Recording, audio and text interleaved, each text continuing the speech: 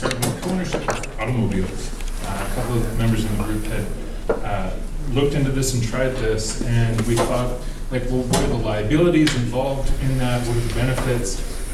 Which sort of moved us into a conversation around co-housing and how we could take sweat equity and put that into ownership of sort of a co-housing complex. So if I came to this group and I had $150,000 that I wanted to put in, but someone else had $50,000 that they wanted to put in, but they could provide babysitting services where I had less time but I could put more money in, how would this begin to sort of establish a community between us? And how would that change as each member came forward with whatever sweat equity they had to put forward or financial contributions? And in that, the neighborhood and the community was already starting to build itself. Utopic slightly, which is when we started to look at policy and how does this sort of build into this. So what are the liabilities? How do we start to negotiate boundaries within this community? How do we negotiate what the ownerships are, who they are, and how we make sure that someone doesn't come in with a big lump of money and just says, well, I want all of you to take care of me, I'm not going to do anything, I'm just going to pay the most.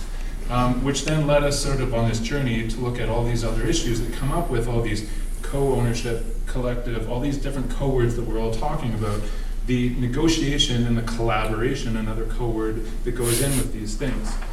So I will pass the mic. Yeah. So as Jason was saying, essentially what we're getting is a lot of co-words, and the main theme, this guy here. We did a pathway of kind of ownership scale where we'd be at, and we started off at squatting and just occupying a place. We then moved to having co-op, and then looking into a life lease. From there going to co-housing, as we stated. Next would be having these shared amenities within a space that moves from co-housing and everybody kind of essentially using the same kind of kitchen or even just open spaces. The next step of that would be affordable housing agreements, so having more affordable housing available. After that, going to co-ownership, as we had some personal stories going into co-ownership. After that, we would go to and have mixed-use spaces. And then going into more of a monastery of the Holy Grail.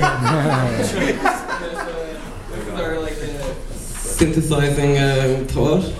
So, communality seems to be just the main theme in everything that came up, and communal living and cooperation and sharing. And so, as a synthesizing analogy, I guess Vancouver should move towards creating lots of mini monasteries around the city and having policy in place to let it happen.